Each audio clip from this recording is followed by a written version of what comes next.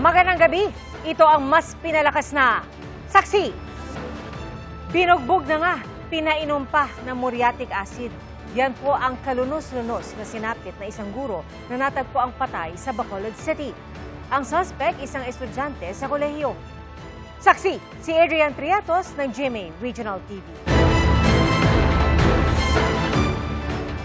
Duguan at may mga paso sa mukha ang bangkay ng isang lalaki nang matagpuan sa loob ng kwarto sa Bacolod City gabi nitong Biyernes.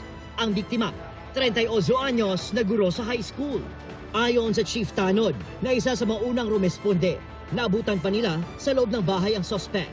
Pagsulod, nakita iya ang isa katawo nga nagaguyod sa isa man katawo, gahublas pa, nasunugid sa kag ti do nag-ako man sa nga kinastigo ya anay antis siya gitpainom muriatic acid. Nagtangka pa raw ang suspect na umakyat sa bubong ng bahay para makatakas.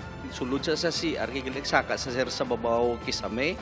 Nagrinungkado lang atop. That time why siya siguro gawaan.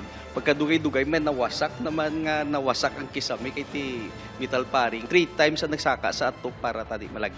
Nahuli rin kalauna ng suspect na isang college student. Batay sa investigasyon, nag-inuman umano sila ng biktima.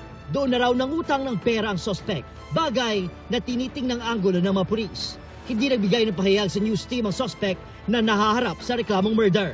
Nakatakdang sumailalim sa autopsy ang bangkay ng biktima. Ako sa Adrian Priatos, ng GMA Regional TV ang inyong saksi.